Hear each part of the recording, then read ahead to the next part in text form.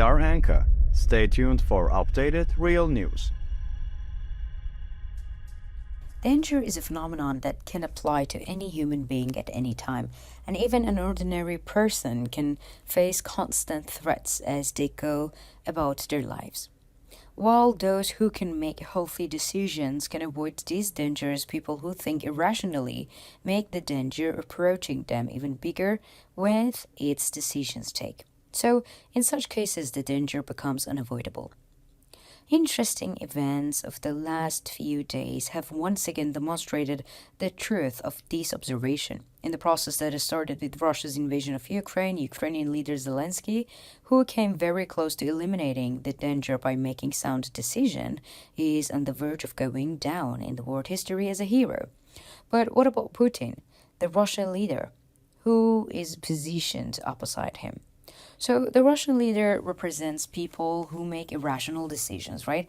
The most important trigger of being irrational is being the thrall of emotions, and Putin is the thrall of his emotions.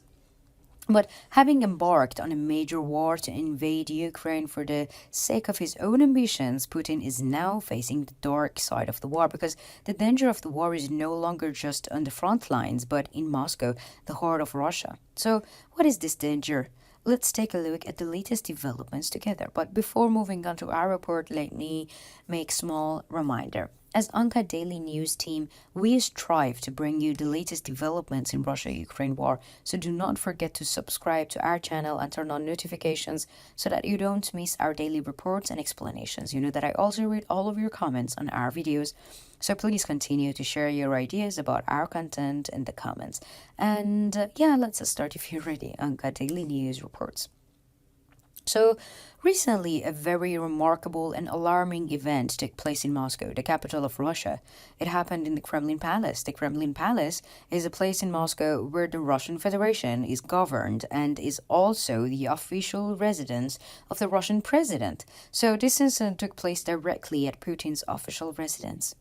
At midnight, unidentified unmanned aerial vehicles were spotted over the Kremlin Palace, and these unmanned aerial vehicles were directly targeting the Kremlin Palace, and this can be interpreted as a direct targeting of Putin. The unmanned aerial vehicles took advantage of the darkness of the night and flew over the Kremlin Palace without encountering any obstacle.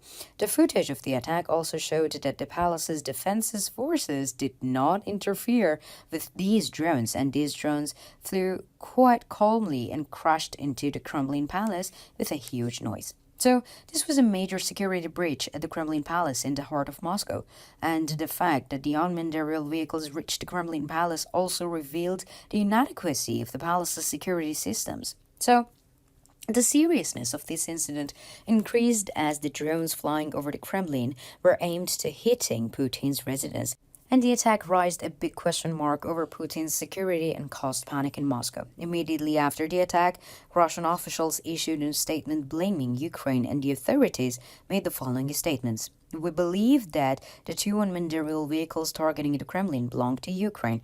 Our military and special services used radar warfare systems to intervene quickly and effectively, which disabled the unmanned aerial vehicles.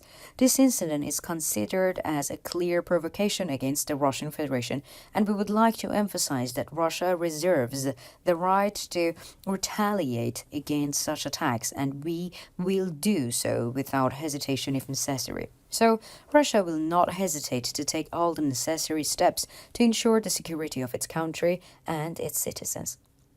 Ukraine's response to these allegations was not delayed.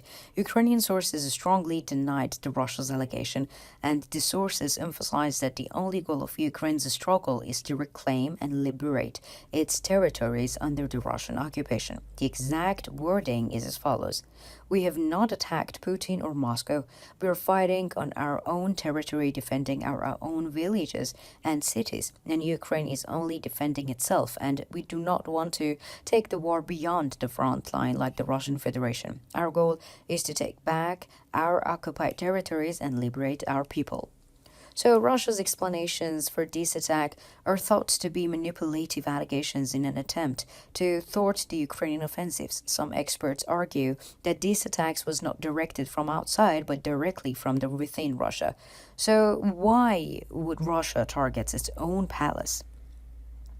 Let me elaborate. Behind this claim lies a type of operation known as the false flag operation. False flag operations are covert operations designed by the intelligence agencies to provoke the public, manipulate and masses, and manipulate perception and justify themselves. In such operations, a state or organization makes an attack carried out by itself appear to have been carried out by an army or other targeted groups. So, there are allegations that this attack on Russia's Kremlin palace was also a false flag operation, and according to these allegations, Russia may be aiming to humiliate Ukraine in the eyes of the world public by organizing such an attack. It is also said that such a drone attack could have been carried out by the Russian intelligence units to cover up the successive losses suffered by the Russian army on the front line. Putin's presence in another city during the attack supports this claim. So, as you know, the losses of the Russian army have increased considerably in recent days, and therefore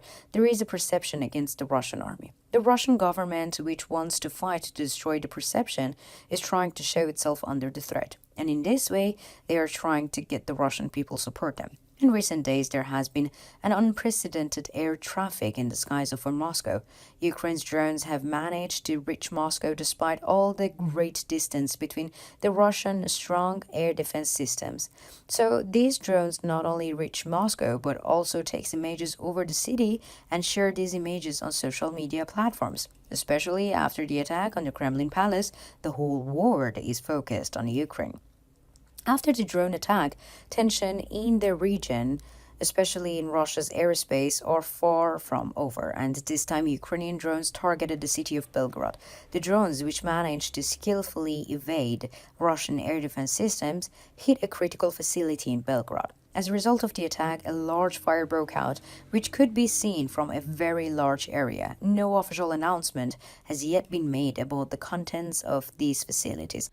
But this incident highlights Ukraine's attacks capacity inside Russia and its ability to conduct operations from Moscow to Belgorod. Following the attack, security measures in the region have been increased and investigations are reportedly ongoing. This unexpected and bold move by Ukraine raises serious concerns about Moscow's security, but also demonstrates Ukraine's technological capabilities and strategic skills. And these events show that the conflict is not limited to the land and the sea, but is also intensifying in the air. The footage, which quickly spread on social media, is resonating both locally and internationally, and Ukraine's tactical successes is being widely discussed. While it remains to be seen how the Kremlin will respond to this situation, this activity in Moscow's skies is further increasing tensions in the region.